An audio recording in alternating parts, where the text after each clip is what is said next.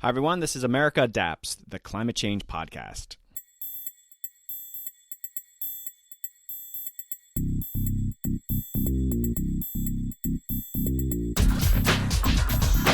Hey, Adapters. Welcome back to a very exciting and sobering episode. I'm re-releasing one of the most popular episodes I've recorded, my interview with Madison Condon. If you're not familiar with Madison, she's a law professor at Boston University. Madison and I originally spoke about the critical role climate modeling plays in adaptation. We also discussed what are climate models and what can and can't they do. What is the climate industrial complex? How right is right enough when it comes to climate models? Could climate modeling companies be held liable for bad projections? The role of climate analytic groups like First Street Foundation and many other modeling related topics. When originally released during a previous administration, there was still this underlying belief that the federal government would continue supporting the massive data infrastructure that makes all this modeling possible. But things have changed. Fast. Federal agencies are now gutting the very systems that deliver public climate data. These aren't budget trims. This is a callous and dangerous retreat from a public good that communities, scientists, and even the private sector rely on. So we start with that original episode with Madison. But stick around. I've added a short, brand new follow-up conversation with Madison to break down what's happening now, why it matters, and what we lose when climate data becomes a commodity instead of a public service. That's a danger now more than it's ever been. If you listened to this episode before and want to jump into the updated conversation with Madison, it's around the 57-minute mark. Okay, let's get into it. Hey, Adapters. Welcome back to a very exciting episode. Joining me is Madison Condon. Madison is an associate professor at Boston University School of Law, where she teaches environmental law. Hi, Madison. Welcome to the podcast. Thanks so much for having me. I'm happy to be here. All right, we are going to dig down and learn about climate models and what's going on in that space. But first off, let's just hear a bit more about you. You're at Boston University. Can you tell us a bit about what you do there? Yeah. At BU, I teach environmental law, corporate law, and a seminar on climate risk and financial institutions, which is really the subject of my research. And the seminar invites various people from all different fields to come in and talk to the students and then write their papers. And that's mostly what I'm up to at BU. What's your background? How did you get to where you're at? You've studied at different places, and I think you've worked at a couple of different places, but now you're teaching. Can you give us a little bit of that background? Yeah, and I think my background is sort of fundamental to the work that I am doing right now. So my undergrad was in environmental engineering at Columbia. And then I went to law school, and then I did something strange, which some people advised me not to do. But then I did a quote unquote postdoc, even though I didn't have a PhD, I had a JD back in the engineering group that I had done my undergrad in with my undergraduate mentor of Manu Lal, who is an expert really in financial risk assessment of weather risk, using weather data and weather analysis to understanding future forecasting of risk, including in insurance for crops. So I worked with him, and that was sort of the very first time I had begun to think of asset managers and institutional investors as working on this project that had been funded by the Norwegian Sovereign Wealth Fund because it had become interested circa 2015 in climate change as a financial risk. And then after that, I did a fellowship that was more law-based, where I learned much more about the United States as an administrative state, the U.S. regulatory state, and the various legal rules and requirements that go into making agencies function. And now I'm a law professor. And I think my scholarship sort of combines all of those different things together. Well, yeah, that's a preview of one of the questions I'm going to ask just in a second here, just how you have the background to do what you do, but that explains a lot of it. Just so, and before I forget, I might forget, you are very active on Twitter and you comment on a lot of things and you follow a lot of things. And I recommend to my listeners, obviously I'll have your handle within my show notes, but I highly recommend people follow Madison just because you're very active and I can't even keep up, quite honestly. I'm like, oh my God, what's this thread? And so I've been trying to do my homework on it. So let's pivot a little bit here. And I really want this episode to be the fundamentals about climate modeling and climate risk. And I thought I knew a lot just because of, the conversations that I had. I'm not an academic or anything, but the paper that we're going to get into, but we're going to preface that too, is an amazing paper. I read the whole thing. I don't always do that when academics send me their papers, but fantastic paper. And it just really cleared up a lot for me on things that I thought I understood. And so I want you just to start us off here. I want us to talk about climate models. And my first question was, how did you get to the point where you could even understand these things? And I think you just answered that. And so Let's talk about more broadly, and you do this in the paper, but when people think of climate models, they really have no clue. It's almost like different types of cars and different types of engines within those cars, and that might be a poor metaphor. Can you give us some just foundations of what these models are? Yeah. And the thing is, when people say climate models, they are often speaking about completely different things. So global climate models, GCMs, those are the big science models that run on supercomputers and roughly try to replicate all of the Earth's systems and see what might happen if you pump it with CO2 in the future. And it just takes like a lot of computing to run those models. There are many people who are interested in future climate impacts that are not the type of atmospheric climate scientists that work with those models. And so there's people who are working with maybe near-term questions of how high should we build this wall? I'm an engineer. How high should we build this wall? Or you're an insurer and you're like, how much should we charge for insuring Miami? And you might use models that incorporate aspects of climate change or your understanding of how you should approach the question of climate risk in those models. But those are not the same models as the GCMs. And then there's sort of another type of model that's often called a climate model. I'll roughly call it an integrated assessment model. There's many different kinds of integrated assessment models, but they try to take the outputs of these GCMs, which say a bunch of things about how weather and climate will change all around the globe in the future. They try to translate those outputs into economic impacts or social impacts or crop yield impacts. And those are impact models. And one of the most commonly used version of impact models is an integrated assessment model, which comes from the economics literature, primarily if you're talking about sort of like US regulatory discourse. There's a bunch of different models. They're all good at a bunch of different things. And in part, the paper is about how some models should not be used for some things that they are being used for. Okay, great. And my understanding as I was reading it too is that, let's say, and what we're going to be talking about too in your paper, I keep jumping ahead to that, but I do have some other questions I want to get before we get to that when you have these downscaled models, and let's say you're even a private firm doing climate modeling, a lot of them, they have those global models that are out there that are, have been created and using a supercomputer. That's an overlaid part of what they're doing, but they're adding a whole bunch of different things to theirs, right? Is that kind of how it's working out there?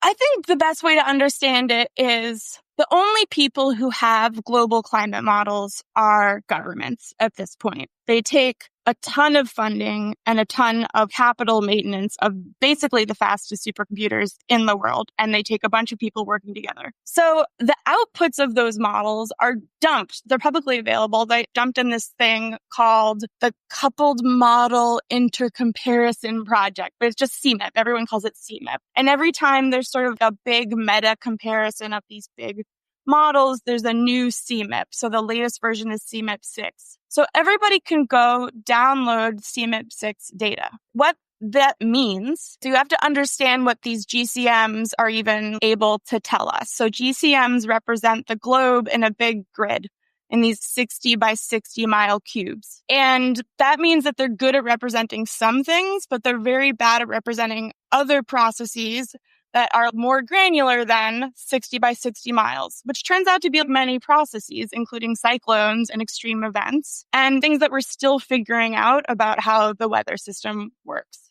For a long time, the most important output from these global climate models was forecasted average future warming, because that's what people cared about in the policy context.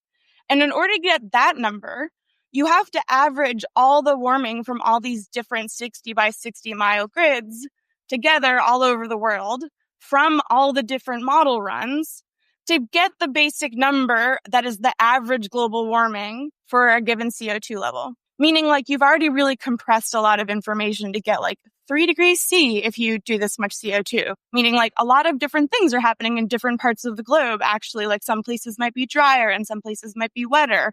Some places might even get cooler, probably more unlikely, but some places are certainly going to get much hotter than the global average. All that detailed information is dumped in the CMIP database. That's just like so much data.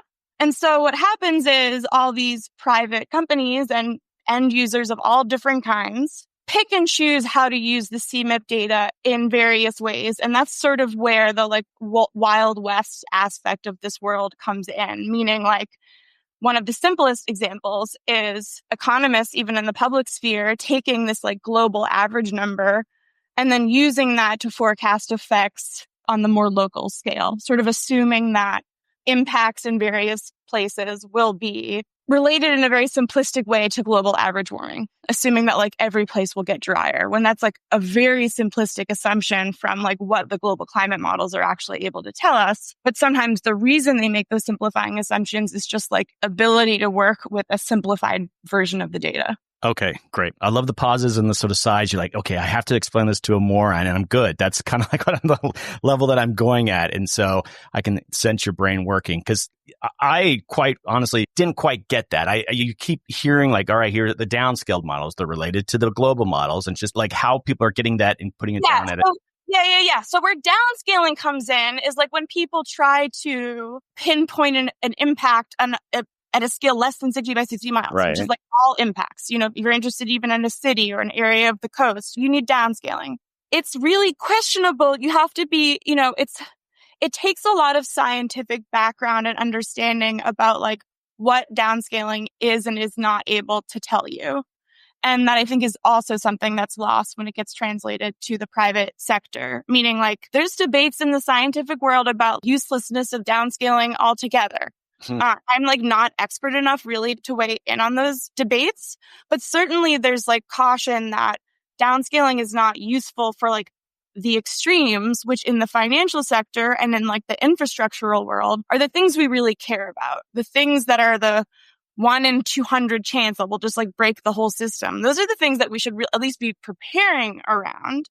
So it's fine if the models don't, maybe it's not fine, but like we can't make the models better in some cases. And so we need to start thinking about like, how do you design like systems and institutions that are able to like approach that uncertainty?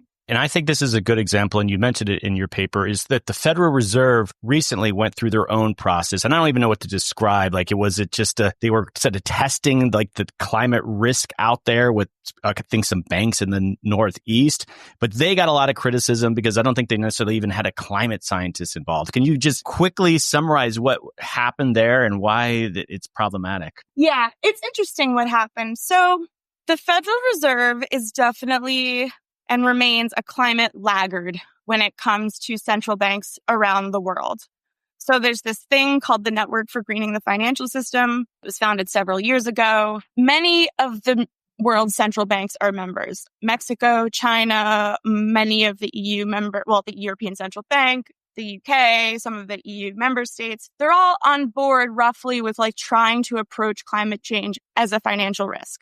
And under Trump, of course, we didn't join. We finally did join. And the NGFS has been rolling out these climate scenarios for how banks and financial regulators should monitor the financial institutions like under their purview. There's been criticism of these NGFS scenarios. There's one for transition risk, or there's several for transition risk, and there's some for physical risk, which is what we are talking about, sort of like the impacts of climate change. The critiques of the NGFS physical scenarios was sort of exactly what we've been talking about, meaning like they're economic models that assume that average global warming can be like econometrically related simplistically to impacts around the world. So they'll say like, oh, we can observe that, I don't know, even sometimes something simple as like, like cooler countries are richer.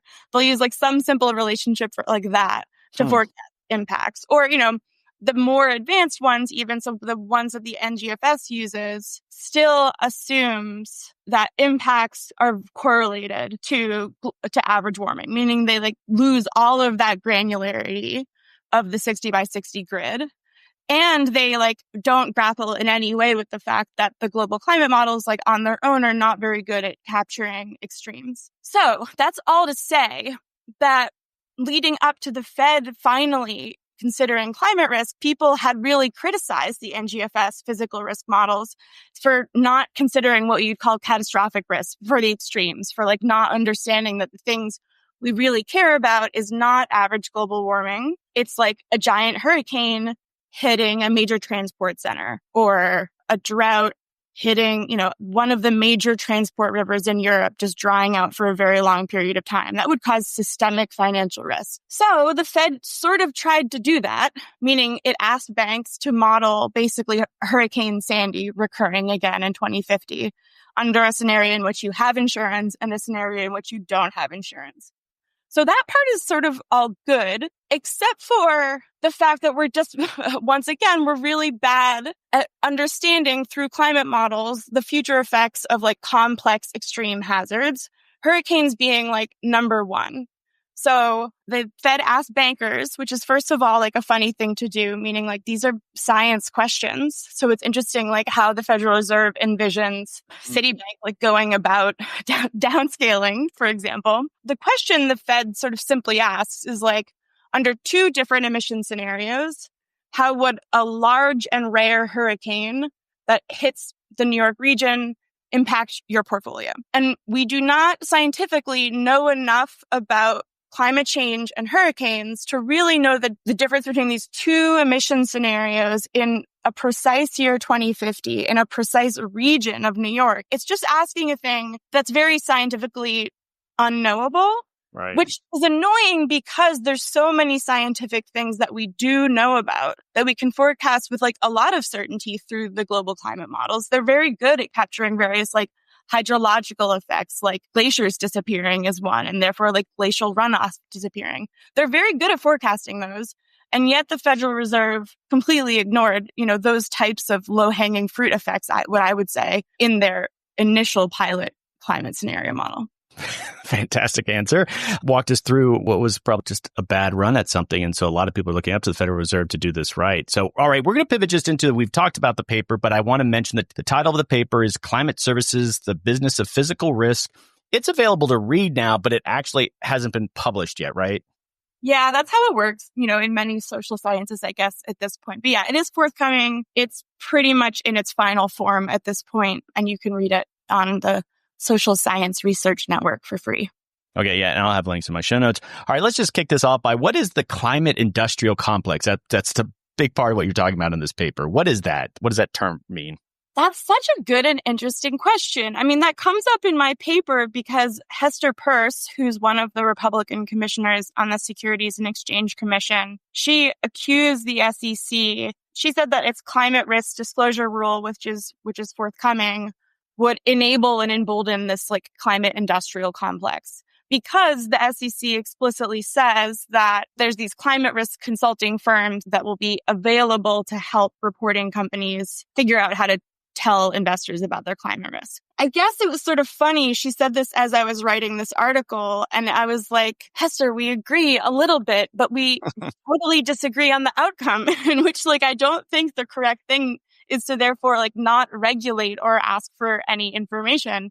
I would suggest regulating more. But I still share her concern, which I sort of point out in the paper. It should be like a bipartisan concern. One, people doing a good job.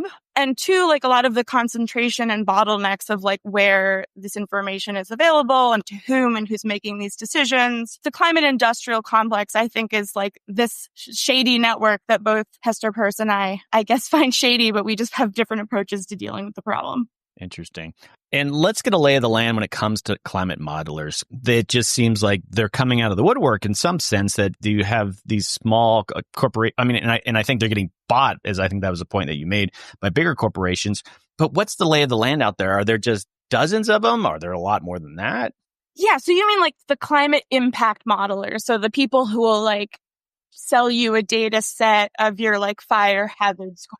You obviously can't do a comprehensive, but like, for example, I've had on the podcast, and it's been a while, but Jupiter Intel, I've had those guys on, and then I had Climate Check, which I think are both mentioned in your article. I would consider both of those kind of like climate modeling shops that are for hire. And so I'm just curious, how's that even changed? I had Jupiter Intel on probably like 4 years ago. Yeah, I would call that climate analytics because, again, the climate models, the big ones, like only the government has them. So these guys are like doing something different. I guess they are running models. They're doing downscaled modeling. But I think the industry term is the climate analytics. So there was this like early set of climate analytics leaders that were smaller startups, like 427 and Jupiter Intelligence was in there also. A lot of those early leaders were bought up by some of the bigger, more already existing established financial services providers. Moody's bought 427. Jupiter Intelligence has stayed independent. S&P bought up a bunch of the different early guys. Still there's a bunch more popping up like after that article came out. I have emails from firms that I have never heard of. And, on LinkedIn, there's a bunch of different places that now say that they sell climate risk data or climate analytics or physical risk models. Yeah, it's exploding. Some of the decisions, you were also making the point that you have these really rich equity firms that are making purchases based on the projections that are coming out of these analytic firms. And they actually are using language. And I wanted to confirm that they're kind of telling people that they're adaptation focused now. They might be buying up land in areas where they think Floridians might go eventually. Is that right with the rhetoric that they're even using the language of adaptation? Because we don't really see them at a lot of the adaptation meetings and such. Is that what they're saying? So that is a really good and interesting question, and I'm glad that you asked it. So what you pointed out about these private equity and asset managers that pitch themselves as adaptation focused, that is a real thing that is happening. Bloomberg had a piece, I think last month or the month before, about how much of the farmland in California is being bought up, not for the land, but for the water rights underneath. I remember when the Harvard endowment was called out for buying water rights several years ago, but this piece was updated and just was much darker than I had really caught up with. Like, yes, these people, they're adapting is like one word for it. I say that that's an interesting question because in theory, we are sort of, by wanting firms to disclose their climate risk, we sort of want them to do this. We want them to like respond to the impacts of climate change and like prepare and price it better. So in some ways, you're like, is the whole model broken? Like, should we be intervening more in these things that we clearly think are sort of important in some way that is different, such as the availability of water in the West? So that's why I really like your question. I'll just say one more thing about it, meaning like a lot of the banking regulators, so both the OCC, which is the federal banking regulator along with the Fed, but regulators at the state level, including the New York Department of Financial Services, they have rolled out rules and guidance suggesting and mandating that banks consider climate risk and price climate risk in their loan portfolio. So like when they give mortgages, they should consider whether or not the home will be flooded, for example. They simultaneously say, by the way, remember your obligations under the Community Reinvestment Acts, the like anti-redlining obligations, like make sure you're not like de-investing from minority communities. And there are law firms out there that will say, like, this is impossible. Like you're asking, the inevitability is that like the most exposed people are already sort of the most exposed people, the Black and brown people. So you're basically like telling banks to like divest from New Orleans. And so the law firms are saying this in a very insidious way to try to get them to like weaken requirements on either end. But again, there's like a bit of truth to this, meaning like, I'm not sure we should leave this all to the banks to decide where they do and do not invest. I'm just like much more interventionist in the face of climate change because I think we need to adapt and plan. Another point you make, I think, is just really a key point in all this is this notion of maladaptation. So on the one hand, if let's say cities, small cities, large cities are starting to use these climate analytic groups to help them plan ahead, because if they don't, then they're going to be at much bigger risk because they're not doing anything. But then let's say they do something, they're working with these firms, and is the point you're trying to make is, are we even sure that these firms are producing accurate information or useful information? And if it leads to decisions where maladaptation happens, and I just use the classic example, all right, well, you need to build X level seawall, and that has all sorts of downstream impacts in that. And so it was a maladaptation if it wasn't done right. Yep. So it's really shades of gray and like what kind of decisions could be made of here. Definitely. And you raised the example of a city hiring, some firm to help them with adaptation.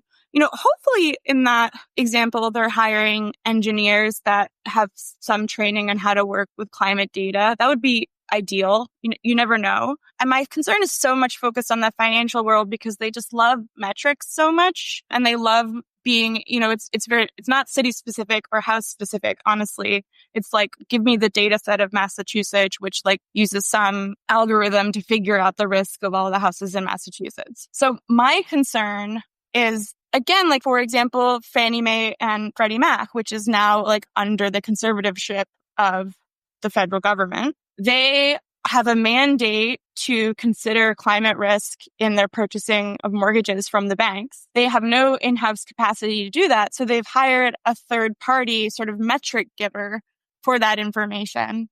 And that's, I think, where the maladaptation part could like really be a problem.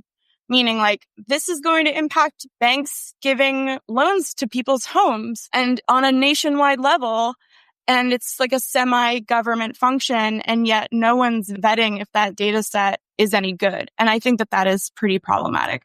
My next question is, tell us a bit about the First Street Foundation. And is that the group that was working with Fannie Mae? That is the group that's working with Fannie Mae, First Street Foundation. Well, I mentioned them in the paper. So I'm not a climate scientist. So I don't, in the paper, I'm like very clear about, I don't actually work with or vet these models. I just like have read a lot of science papers and I have a science background and I know in general, like what the limits can and cannot be. I do have a problem with how First Street Foundation like really went out of its way to say how bad FEMA's flood maps are and like really tried to, say like use us instead of FEMA. And I think that that was like a bold claim, given the challenges of like how hard it is to model some of these flood risks. I guess I could want to dig deeper there because they're one of the most prominent players in all this, right? And especially like banks like to use them and such. And this gets to the issue of like quality control. I mean, it sounds like almost like the federal government is just kind of looking the other way when it comes to, they're ready to do this. So we're going to, we can hire, like certainly support when the federal government hires private consultants to do certain things that they just aren't ready to do. But is this a situation where it's so important that they're really not, was there ever like a quality control check when they're dealing with the First Street Foundation?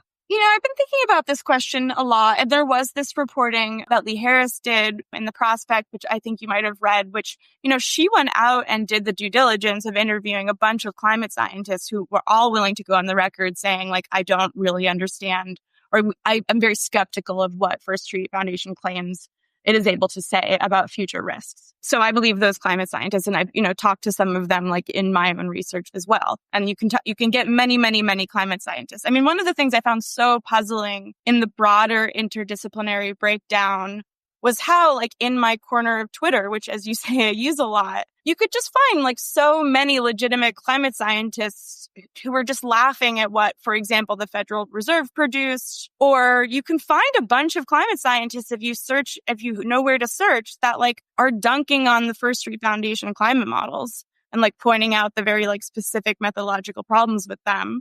You can even find the climate scientists like commenting when First Street Foundation's Twitter feed like does a push. And so I just sort of trust all of them a little bit, or just like certainly think that like all of these tenured people who engage in peer review must have a point, because like I found really no one who's willing to go to bat to defend First Street on the other side. So your question is like, how did this happen? I think there's just huge disciplinary breakdowns. I think that you learn a different set of statistics and methods and like approaches to data when you work with weather data and work with climate science than you learn when you are a finance person and like work with mortgage data and like bank risk. And so I think there's like a ton of learning that needs to happen and like institutional change. And it's like very easy to pick someone. And, if everyone engaged in this, I would say like a lot of newspapers like repeated First Street Foundation's own claim that they were like democratizing climate data, et cetera, and didn't like necessarily do like a ton of digging into whether or not scientists like thought the science was right. I don't think this was one of your specific recommendations, but again, there's these top-notch people at NOAA, there's top-notch people at NASA, and why we spend $1 federal dollar for like First Street. And I'm not here to badmouth First Street Foundation. It's more about how things are evolving on the private sector side. And so we have some hotshot team of our public, servants who are allowed to go look and show exactly what they're doing with their model, even though they've got the capacity to actually run it. I can't believe we're not just demanding that. They can't make these statements that, oh, well, it's going to do this and that. Let our guys, because there are, like you said, there's amazing scientists who work for the federal government. They're just not coordinated very well, maybe to deliver these things. Yeah. And, I've thought so much about this. And I do think that there's like a few things to be said. Like, so one, Trump really did try to like do damage to the federal government's like science capacity. And he was successful in doing that. And so some people left federal government. Two, climate impacts have been politicized for a while, meaning like there's a long history of NOAA saying, we get so many requests for climate impact information and people don't know where to ask. And like, it would be amazing if we were either able to reorganize existing funding or maybe, even amazing, get more funding in order to do this. And like, it's always been too political to allow it to happen. So that's part of why these websites are chaos, is because climate is just always just turned into something too dicey to even have Congress deal with.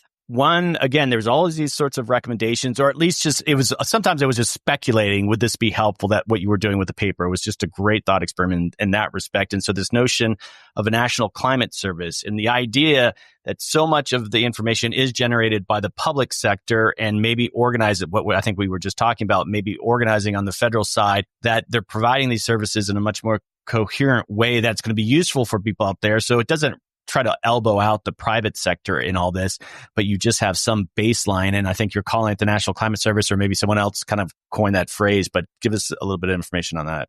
Yeah. The thing that blew me away the most is when I discovered that this idea of a National Climate Service had first been floated in the late 70s. And I found this out like kind of late in researching the project. And I just was even like, it was like a record scratch, because I think about climate change all the time. I sort of roughly understand like when we knew about certain things. And so I was just, what? And so there's this bill also, it's the National Climate Policy Act from the late 70s. I'm a law professor. I've been in law and studying environmental law like for more than a decade plus or whatever. Never heard of this law before. It's the first climate law. It's never spoken of for some reason. And there's like this magical time where people like were very interested in climate and maybe even climate change. They weren't super wedded to the idea that it was even caused by humans, but they like really wanted more research on the science, not of the causation, but on the impacts to state farming and state water. And so there was this like bipartisan alliance of like Sunbelt Republicans and Democrats to try to get like more funding for state atmospheric and climate science. And so that passed. It sort of happened. It didn't ever really like live the dream that it wanted. And that like the congressman like had envisioned. So this idea that we should provide people similar to the National Weather Service, people about longer term or medium term climate changes. And increasingly, these two questions are intersecting because like we live in a world of climate change. We really need to start knowing various things about how our own environments might change. And we really don't have a lot of tools for that. So yes, what you were saying, my idea was, and I think you described it actually really well, which is like not to block out the private sector, but to be really clear about like where their utility add may be. It's true. The government up until now has not done a very good job of creating user-friendly apps or marketing itself. I don't think that should be abandoned. I think we should actually give funding to NOAA to like make their websites prettier. I think that would be good. But the private sector is welcome to take NOAA's data and like create usability and such like that. But I think we need to really think about the ways in which the private sector using the data creates blockades in various ways and how it's unfair given that all the information in the first place was generated by these huge government supercomputers. The language you use in that section is you talk about the public option, and made me think about healthcare. And, in the U.S., we have a hodgepodge of medical care, but a lot of countries, they have a universal system and they'll say, it's not that good. The private system's better, but at least it's there. It's that baseline is there.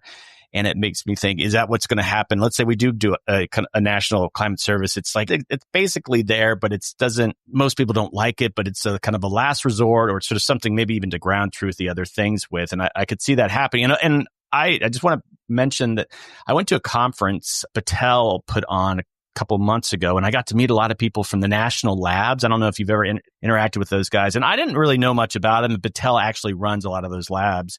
And they have created these tools. There was it was a resilience conference, and exactly what we're talking about here. And I actually got to have some conversations with those folks who actually put these together. And they would admit too, is that they were giving a presentation and they're like, okay, this is a small town, can use this information and I'll do this, this and that. But oh my goodness, some of them were just so clunky, and they just, the fundamental science behind the model is just, it's going to be top notch, right? Because they have those supercomputers, they have all those things, but it's just awful presentation of it. And I was sort of mentioning it to him. It's like the private sector can actually make this more relevant. It's sort of the interface means so much to people when they want to engage on something. And I think you just made that point, though. They just need to have some more resources. I don't know if they'll ever be able to do that well, though. I think federal government, when they put a lot of tools together, it's like Frankenstein. No matter how hard they try, the nature of what they do. And I'm a big federal, I'm a regulation guy. Come on. I just want to say, butt in and say, like, have you interacted with the USGS StreamGauge website recently? Because it is like beautiful and very fun and like very user friendly. But I will say I am on Twitter once again to mention. And so when I wake up in the morning, I see like a lot of British Twitter, and their healthcare system is like sort of dying right now, like because they did the cutbacks like from the more publicly funded version that everyone was like really, really into of the National Health Service. So I just do think that like within a company, you would never ask the climate data wonk to also design the user interface for the website. Absolutely. You would have like a different team of people. So I think we could do that too. No, I have not poked around the USGS tool, and I'm not trying to make a blanket statement. So many tools are created out there, and I worked for the National Park Service. A lot of times, the problem was like, let's say a great tool was created, it just never got the promotion that it needed to get out there. And that's a point I've made on the podcast. It's like you spend $100 million making something, you spend $50,000 trying to market it, and I would argue you need to spend another $100 million marketing it. And the federal government they'll get accused of wasting money when they do things like that. And I want to go on record too. I'm all about universal public health care. I don't want to be like touched again. It's just, what I'm saying. In some countries, it doesn't get the attention, doesn't get the funding it deserves, and it's considered like a last resort thing, and that's not good. I like to do hypotheticals on the podcast, and I'm thinking about these climate analytic groups, and they make a projection, and what's part of the problem here is like, okay, in 2040 or 2070, it's when can you ground truth these guys? If they're making these projections so far out, they can almost say they might not even need a climate model. They sound like they know what they're talking about. And of course, that's probably not going to happen.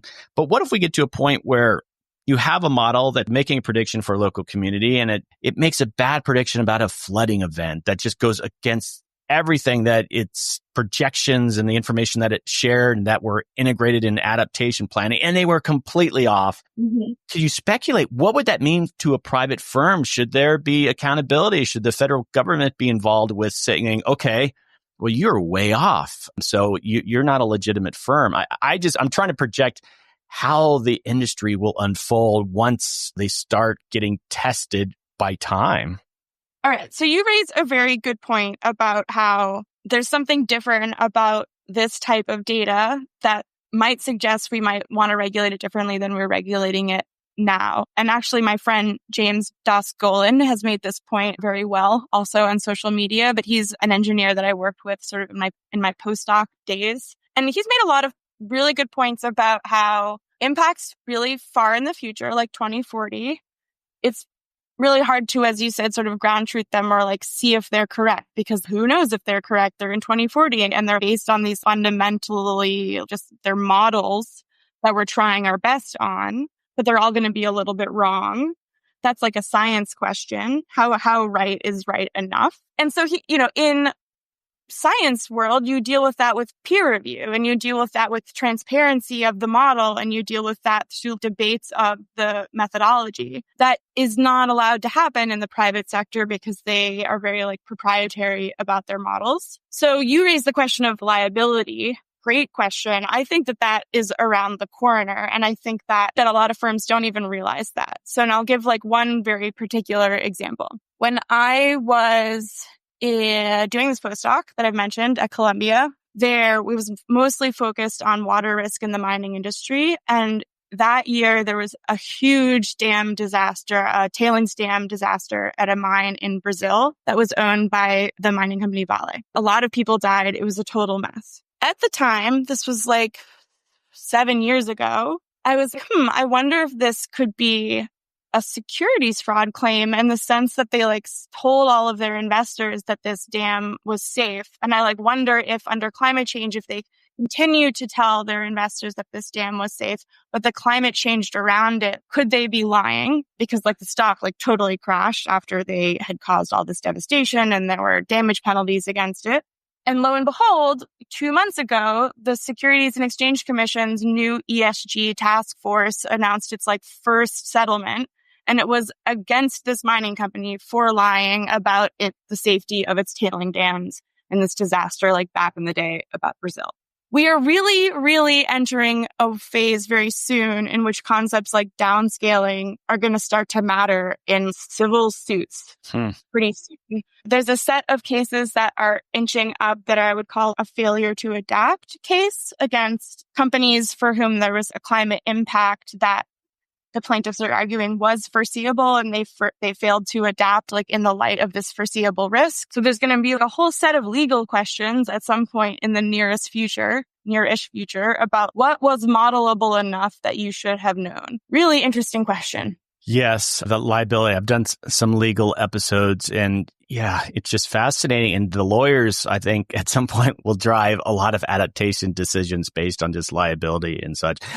I want to read a quote from your articles. I want to make sure I capture all the same points. And so you say, financial institutions' own climate risk models will inform their risk management and loss education strategies. Short investment horizons and higher discount rates in real estate finance will combine with higher insurance premiums or withdrawal of coverage to depress property values long before rising seas permanently breach property lines. So I think the point here is long before we have 8 feet of sea level rise in South Florida, the insurance market will just destroy real estate there. There'll be a whole bunch of other things happening. And so I guess my question, maybe it is happening, but it's just why isn't this happening yet? Florida is still growing. Florida is still, even though insurance is going up, you look at South Florida and they are just growing like crazy.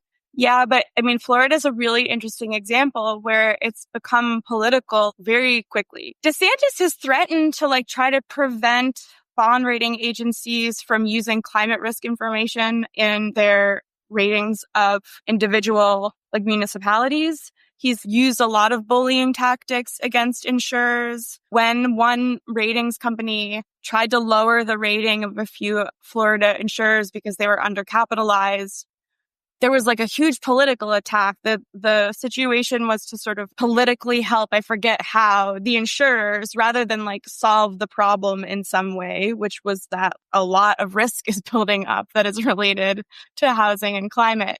So I think it's just simmering there, I think. Well, insurance has gone up. And I say, I think one of the things they did that responsibly, but I don't know enough about, is that if you're on the FEMA flood map, but you now have to, if you're on Citizens, you now have to get flood insurance, which is probably surprising to a lot of people that you didn't have to have it before. And it's just going to exponentially. And Miami Herald had this zip code calculator, and I'm from Florida originally, and you can go to your zip code and it'll show you how much you're likely to rise over the next year. And my zip code in Sarasota, Florida went up 125%. And I guess that's answering my question, though. That is something that's happening that hopefully will discourage people from moving to Florida. And it sounds like people like DeSantis. And I think if it was a Democrat, they would probably behave in not quite an obnoxious way, but you just got to keep that money train flowing of new people coming to the state.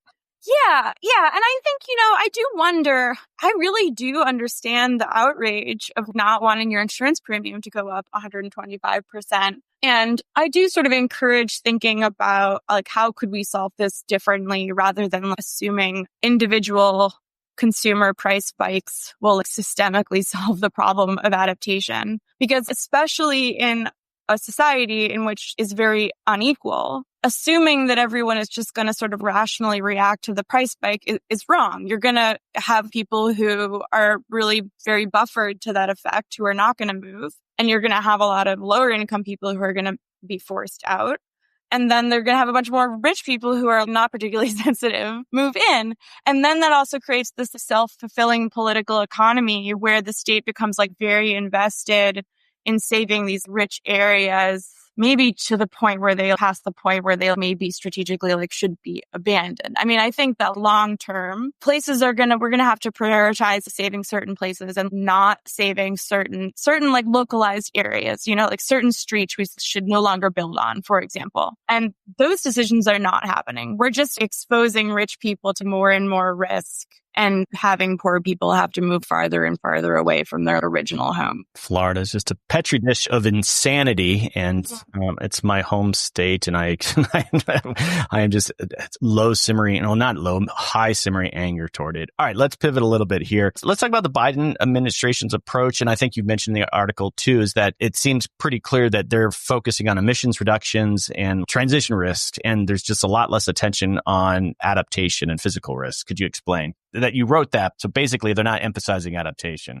Yeah, although I was like super pleasantly surprised. Let's see, was it even just a couple of weeks ago, the White House, the Presidential Council on Science and Technology actually had a special climate impact group, and they released their findings, and it cites my paper in the main intro. Nice. And said like a lot of the same arguments, actually. So it's like a White House advisory group that says basically the same stuff. We need to explore and get better climate data. We need to put more effort into analyzing climate impacts and having those like more accessible to a broader group of people. We need to have a national adaptation plan was one of the recommendations. There was three recommendations, and one was having a national adaptation plan.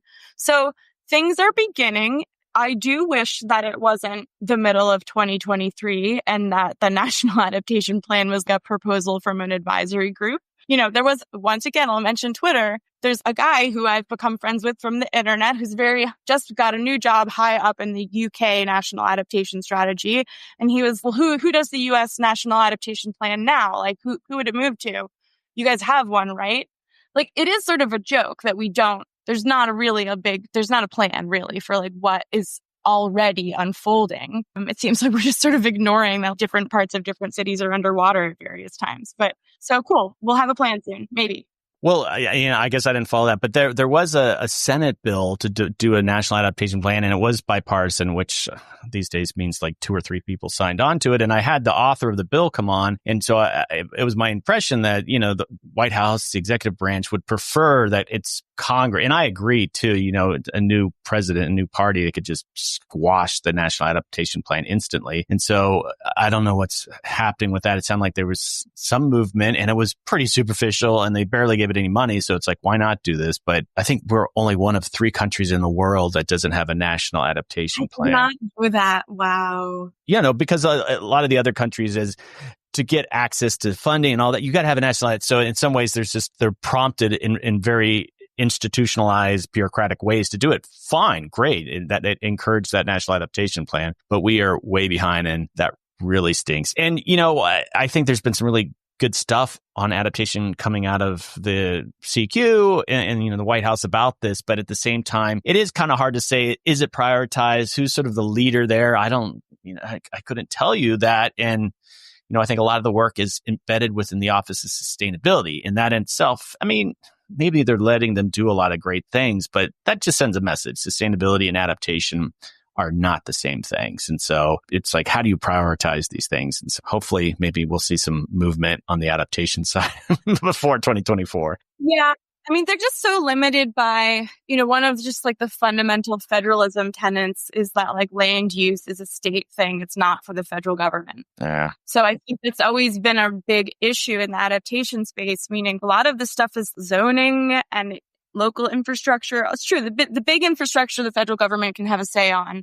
But some of the stuff that I think really matters, it's hard for the federal government to do that much in terms of mandatory authority. But it'd be good to have a plan, have some suggestions of how one might go about adapting. And it's just my own experience working in the federal government. I did work in DC, and they are so limited. The CQ helped coordinate all those federal adaptation action plans for all the federal agency. Great. That's a great thing. And there's a progress report. But unless it's tied to budgets and there's no sort of authority on, okay, now you said this, now you got to do. I mean, the agencies have a lot of independence. And so I think the limitations of the whole executive branch model is that the political appointees have certain limits to what they can actually get done on the ground with the agencies. And my own experience working in the Department of Interior, you saw that all the time. We ran around like crazy. The political appointees said we need to do this and this. And then when you're, okay, we wrote that paper, but did it actually manifest itself to something on the ground? Well, no, you didn't tie any money to it. And all these other projects have money allocations that we're supposed to work on. So it's, it makes it very difficult. I just want you, if you can, as best you can, and you do it in the paper, but it's spread over. But if you could do it here, I have a lot of adaptation practitioners who listen to this podcast, and some of them are probably very interested in engaging with the climate analytics firm. What advice would you give them? Are they literally going on Google and searching? I mean, how can they do this in a more strategic, effective way? What do you mean? Like, how can they vet the climate models better, or how can they know? I want you to go to the beginning, and maybe you'll say, I'm not there to answer that. It's like they have to develop an adaptation plan for their commission, and part of that is going to require them doing some climate modeling, and so they don't have the in-house expertise. How do they literally start that process? That's such a good question. I mean, so I think that I would say one of the groups that has been thinking about this in really good and interesting ways is Carbon Plan. And the sense that, so they're usually focused on transition stuff, but they had one research project that was very focused on this bad bottleneck, which is simply the computing power needed to work with some of this downscaled data that a mid-sized city even didn't have a big enough computer to work with. That's even where some of the private sector has some places to add, meaning there's been some interesting innovation with getting some of these tools in the cloud, getting certain things more automated so that users can get up to speed to use these tools without the fancy computers. Obviously, there's trade-offs with that, right? It's not great if everyone can do the downscaling algorithm if they have no idea what to select for, or if they know which downscaling algorithm to select. I mean, so if you're working in adaptation, it depends where you're coming from. Some people probably know way more than me about assessing risks on the ground. I think people just need to ask climate scientists more. It was interesting as I was talking to journalists on this project. It's amazing how much I get journalistic questions that are just basically climate science questions. You should ask a climate scientist, and they seem to not know who to ask. And I'm like, you can Google the climate science. There's your local climate scientist that works in the atmospheric, whatever. There's Lamont, there's Scripps, there's your local weatherman. There's people you could ask who knows about weather data. And I think more people need to be asking different communities of people for vetting or a double check on before they proceed. And a lot of this happens just word of mouth. I'll go to the National Adaptation Forum. You'll see plenty of presentations of this city doing this thing. And so they've tapped into it. And so a lot of it is just word of mouth. You're meeting people. But I just feel there should be a more systematic way of doing that. And it just sounds like it's ripe for training 101. And I'm sure some groups out there listening Doc, we do this kind of training, but large nonprofits that are they bring in the expertise to really hold your hand. All right, they're not going to be able to just assess every climate analytic tool, but they can at least get you started and have some standard that a lot of these communities really need. So if you're out there, please contact me. I'll share it within the site, because a lot of it's just anecdotal happening right now. So final pivot here. I want to talk a little bit about what you're doing there at Boston University, and you're a law professor. Are your students interested in getting into the climate space, the adaptation space? Has that come up much? Yes, definitely. I mean, I love my students so much. They do not need any convincing that taking climate change seriously needs to happen across all the disciplines, including law. So I teach this seminar, which is climate risk and financial institutions, and they always write these knock them out of the park papers, usually focusing on a narrow legal issue, but there's so many legal issues about how do we deal with climate change. So some are on the transition side, but many are on the physical risk side, just thinking about mortgages and ratings agencies and who's in charge of who and what happens if there's a banking collapse in a certain area. So they're all very creative in thinking through these issues. They also know that that land use is a big deal. And I don't know, I'm not a land use person actually, but it's interesting to sort of watch trends in law. And definitely students want to know about zoning and they want to know about local government law in a way that seems newer. And I think it's really cool. Well, I never went to law school, but my impression, like maybe there's some hypothetical cases that students have to do. They're testing out. I don't know if this is something they do, but it would be cool just to go through that process of the liability, that there's some sort of case study that they could find that's okay. There's some projection that was way off. It led to this and now they're being sued. And that would be so useful. And I don't know if there's these hypothetical things law students do, but that information just getting out there so people could even just visualize it, I think would be really useful. So you're not necessarily doing adaptation full on. It's so much relevance to the space, but do you feel you're connected to the adaptation universe? Do you feel there's colleagues and such? Because I am always trying to promote the adaptation industry and sector, but do you feel you're actually part of that? Or you just, you're teaching some law that's relevant to it? Are you connected? No, I don't feel that connected to the adaptation world, but Twitter is a great convening space. And definitely there are adaptation people on there that I cross paths with that I think is great. In terms of more on the ground work, no, I don't. I mean, law actually asked this of a law professor recently, which was who's doing really great work on adaptation in law. And I'm sure I'm very rudely ignoring a bunch of people, but I would say it's not a huge subject of interest. So there's that aspect of isolation. I do have this engineering background, so I am connected to people who are thinking about systemic risk and how the financial sector is quote unquote adapting. But what's so funny is as you watch all these financial institutions more or less adapting, they are not using the language of adaptation.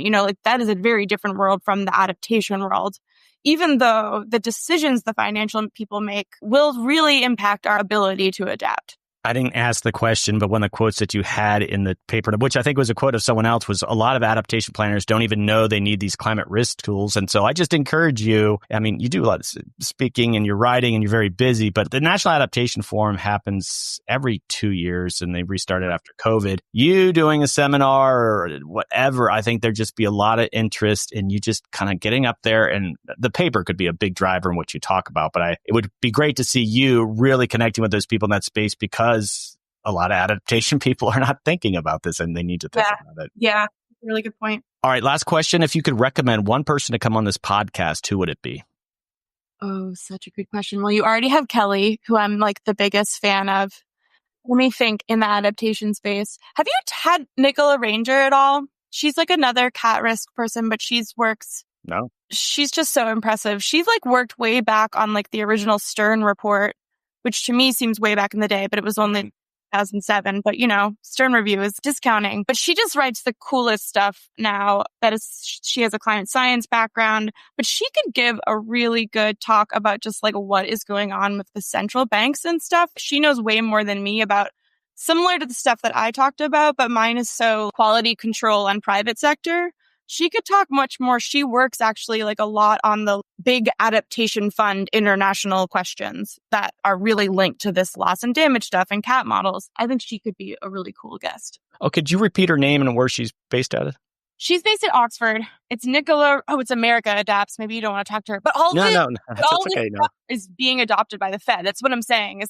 She works slightly with the group of people that defined the way all these financial regulators in the U.S. are thinking about climate change. So her name is Nicola, Nicola. Ranger, Ranger. Okay, I will definitely look her up and just, yeah. And I do international stories. I just published an episode that was called Trinidad and Tobago, keeping history above water. In the Americas, right? Yeah, and I've gone to Africa and Australia, so no, I tell these stories, but yeah, America definitely is the domestic focus, but I go elsewhere. So great recommendation. Madison, this lived up to my expectation with this conversation. I loved it. We got wonky, but I think in a very informative way, and I appreciate you coming on the podcast. Thanks so much for having me. This was really fun. Hey, Adapters, I hope you enjoyed revisiting that very popular episode. A lot has happened since we first recorded, most importantly, a presidential election. I invited Madison to come back on for a short interview to check in and discuss the current state of things and how it's relevant to our previous discussion. Hi, Madison. Welcome back to the show. Hi there. Thanks for having me. All right, Madison, a lot has happened. First off, thanks for coming back and checking in on this. And I just want to get started here. And we had some email conversations leading up to this where I asked you what you thought was going on in this current climate, and it's not good. And you didn't sugarcoat it. And I'm going to do your quote here. The government pulling back from providing climate data is just really bad. Can you walk us through why this is such a big deal and what's disappearing and what should we be paying attention to? Yeah, and it's hard to keep even up with sort of the endless torrent of bad news. Even right before we hopped on this call, there was yet another announcement of planned pretty drastic cuts to basically all of NOAA's fundamental climate research, which is like the big atmospheric research that runs on their big, large climate models that they run. It's really devastating news. So one thing to understand is that the government really does have a monopoly. Governments in general have a monopoly on the production of information about climate change. The computers that are needed to run these big atmospheric coupled models are the biggest computers in the world. No one has their own personal, no company or corporation or private research group has their own big, large global climate model. And so the U.S. shutting down climate research, we have 3 different climate models that the U.S. government funds and runs and maintains. It's shutting down some of the best and leading and most widely relied on climate model outputs, which is really just devastating news, not just for Americans, but for anyone interested in climate change, which is really a lot of people globally. And then I'll just say one more thing, which is that there are also planned cuts to the National Climate Assessment, which is like our version of the IPCC's survey and updating and peer review. What's the latest status update? What does the climate science say the future will look like? And what can we expect under different scenarios in America? And that is widely reliant upon a whole different players in the economy, not just academic research, but insurers and beyond. And so the idea that we won't be producing that information going forward is really sad. Yeah, I saw the same headlines this morning. NOAA just drastic cuts there, and it's a Friday massacre. And I'm curious that there's different stakeholders that need this information. And I guess before getting to that, why are these models so hard to replicate? You talked about these multiple global models that the federal government is responsible for, and the private sector can't really pick that up. But why is that? Why are they so hard to replicate? They build upon decades and decades of cumulative research through quite large research groups. First of all, there's an academic training pipeline that circulates around these models. So you have to be very educated. You have to get a PhD and probably more than one postdoc in order to eventually work on these global climate models, all mostly through government grant funding. And then they run on the world's largest supercomputers. So they're just like very expensive to run and maintain. And historically, typically, there's not been any sort of private sector entity that is interested in putting up that kind of capital. And so it's a private, and they produce this public good that then everyone can then use in their own climate modeling. And they also run in these large interdisciplinary teams. Like you need a lot of people actually to bring different skill sets together to do the modeling of entire Earth systems in response to CO2 concentrations. So it's just a huge research undertaking that is only really done by the government. On that point, in our discussion too, is that these private companies are coming online and providing some of this climate modeling. But what you're saying here is most of that is just, they're just putting that on top of the government data that's been generated basically for free. It's like having a car. They build the outside of the car, but the actual engine, all the sort of substantive stuff, it's the federal government that's doing that. So if that starts to dry up, what happens to these private companies? And I'm thinking again, like agriculture, like they think they're going after, these climate activists or whatever, but there's so many different groups that use this information to make present day decisions, right? There's so many groups that use this information. Engineers, building infrastructure uses information, building code designers, insurance companies, of course, but increasingly people in the hedge fund world and the bond market. Climate risk is here. Physical climate risk is absolutely here. And so there's lots of different users of this information. And it's true that the private sector actually can play a pretty important part in that ecosystem of doing value added models that sit on top of the public climate data that the government is generating. The private sector might be really useful for answering certain questions about specific hazards. For example, like if you're very interested in hail, they might be able to tailor the data sets towards your needs, or maybe provide you information that is more granular for a specific area, working again with the upstream generated public climate data. And so all of that baseline information that they build their own models upon is seemingly very at risk, actually. And I'll say one more thing. So one thing the government does is, as I've been saying, run these big global climate models and downstream some smaller models. But very crucially, they're also the key provider of just basic historic weather data, the collection and standardization and then production of basic weather data. And that we've learned is also really at risk and being slowly shut down over time. So like the weather balloons and the basic data collection that we use to feed into these models.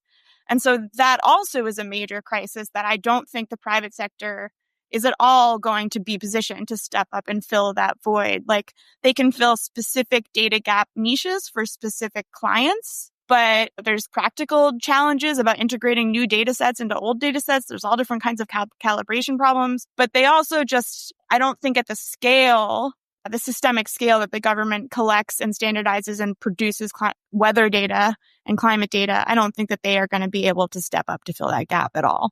Well, we see what's happening in other parts of government. It almost seems pointless to ask this, but you think about climate equity. If the private sector is going to step it up, and it sounds like they can't step it up at the scale that we need, but who's going to be left out even if it's that approach? Are frontline communities going to lose access to even the existing data? Yeah, so that's a great point. There's no reason to expect that private actors will prioritize universal coverage and equitable coverage in their monitoring of weather data. They're much more likely to focus in like high value areas or high population density areas.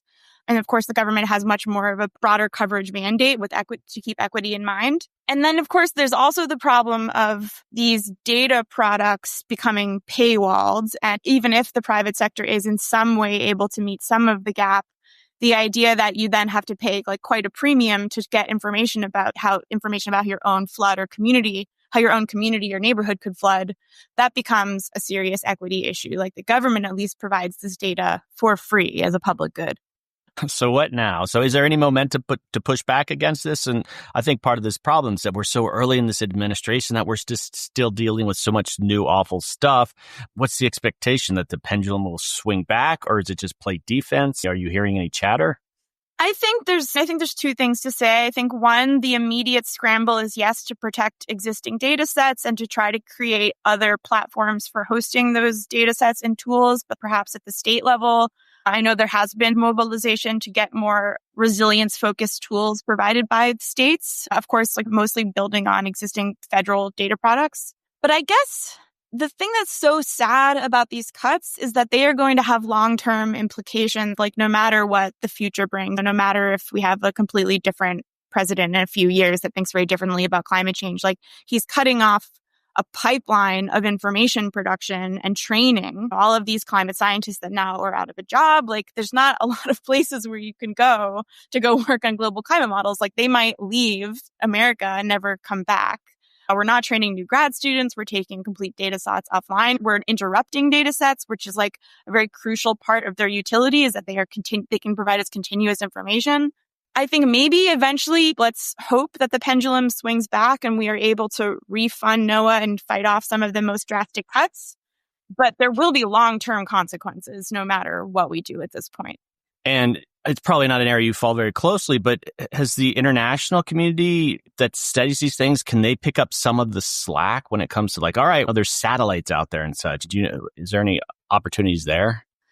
I think they will have to pick up more of the slack. Honestly, I haven't followed the responses super closely. There might be some amount of movement of climate scientists from the US to other countries. It really is just sad for climate science in general because the US models were some of the leading models. So it's a blow to everyone who works with that data, US scientists and non-US scientists alike.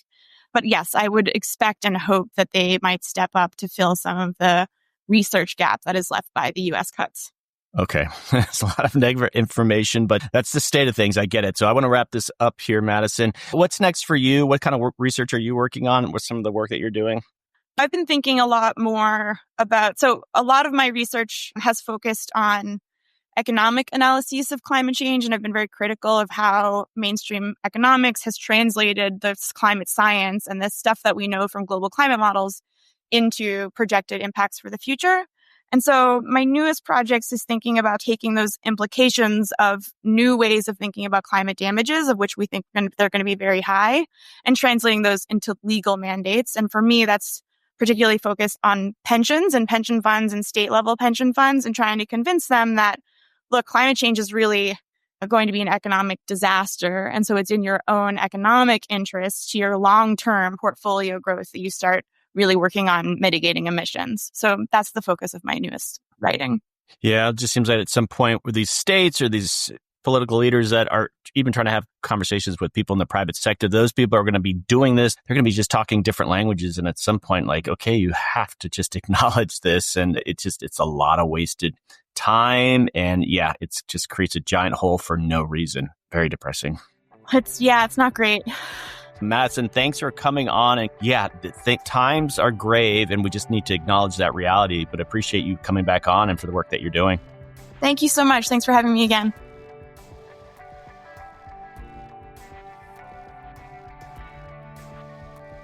Okay, adapters, that is a wrap. Thanks to Madison for returning to the podcast for that update. These are grave times for climate science and our climate response. We all know someone impacted by these callous budget cuts. And eliminating basic climate science data monitoring has real-world consequences, as Madison explained. If you are involved in these areas, please reach out. It's a topic I plan to cover in future episodes. There's too much at stake for us not to be monitoring the climate. The future of adapting to climate change relies on accurate, timely data. It's still so early in this administration and everyone seems to be on the defense. But inevitably, storms will hit. Farmers will demand reliable climate projections. The private sector will either push the feds to restore this research, or likely many will take these things into their own hands for better or for worse for the public. I hope everyone can keep our heads up, figure out how you can contribute. Climate change isn't going anywhere, and we're going to be needed in the years ahead as our communities deal with storms, extreme heat, wildfires. You know the list.